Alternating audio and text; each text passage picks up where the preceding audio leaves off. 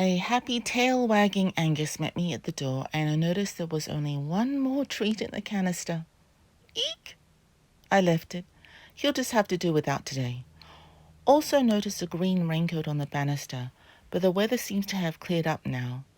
It was a lovely day for Angus to do his exploits, and he left the house with tail high. I demonstrated to go to the left as we exited the door, but he is a creature of habit, and we went to the right.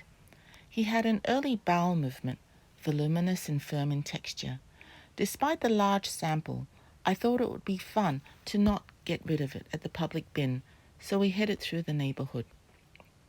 At the top of Ridge Road, he wanted to head back, but knowing that that leads to Exmouth Road, I said the word shops, and sure enough, he followed, and we went back to the woods that we found behind the organic grocery store. In this neighborhood, he did his second bowel movement, and in the woods is a creek, and he went right up to the bank. No swimming today. And upon reaching Iron Parkway, I was shocked to find that he wanted to head towards the golf course, like away from smells of high-density housing and food. He loved the smell of the piles and piles of leaves everywhere, collected in the drains in your neighborhood, as well as mounds in the woods.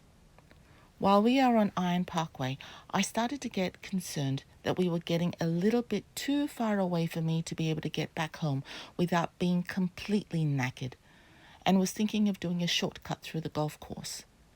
Angus knows better protocol, and he insisted that we stay on the sidewalk. It'll be farther, but uneventful, which is what we want. So Angus proves to have more stamina than I do. Of course, he wanted to go to the next town when we reached the river. He had to make do by looking at the river from the bridge. We returned home via the head of Devon Street, and along Devon Street we met one of Angus's distant cousins who was off-leash and having a fit, barking at us behind an electric fence. Angus was the perfect diplomat. Not one sound from Angus at all. His ears didn't even go forward. He just cast a look upon his cousin and concluded that there are issues. It was a peaceful, calm return via Belmont and Derry. I actually wanted to go via Killarney, but Angus was quite insistent to go past his nemesis house, where he deposited a third stool sample today, on the neighbour's lawn across the road.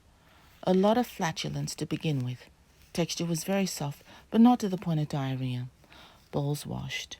Angus had a long and satisfying walk. He did numerous grass rolls in this cool and pleasant weather. He settled with harness scrubs and pats.